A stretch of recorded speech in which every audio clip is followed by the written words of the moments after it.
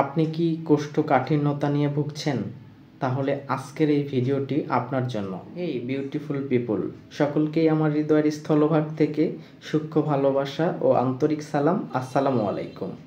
আশা করছি সকলেই অনেক ভালো এবং সুস্থ রয়েছেন।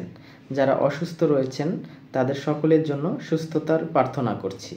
আমি আমির হামজা আজকেও একটি গুরুত্বপূর্ণ টপিক নিয়ে আপনাদের মাঝে কথা বলবো।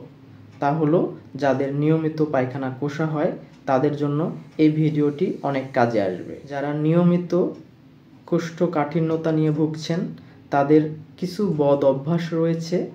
1 নম্বরে রয়েছে পর্যাপ্ত পরিমাণ পানি গ্রহণ না করা।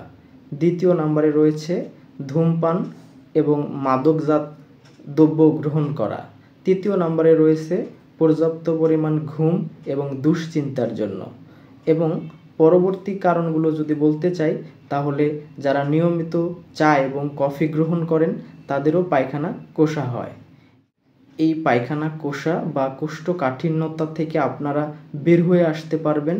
প্রথমে আপনাকে ডিসিশন নিতে হবে আপনার সিদ্ধান্তের পরিবর্তন ঘটিয়ে, এবং কিছু খাবার গ্রহণ করলে এই সমস্যা থেকে দ্রুতই ফিরে আসা সম্ভব। যেমন আপনাকে আঁশযুক্ত খাবার গ্রহণ করতে হবে, পর্যাপ্ত পরিমাণ পানি গ্রহণ করতে হবে এবং পেঁপে, কলা এবং ঝোল জাতীয় তরকারি নিয়মিত খেতে হবে।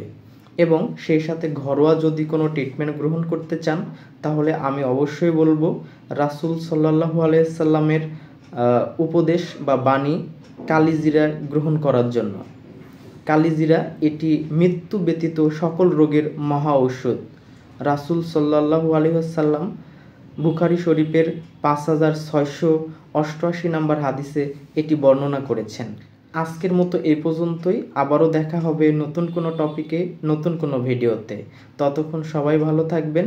আসসালামু আলাইকুম।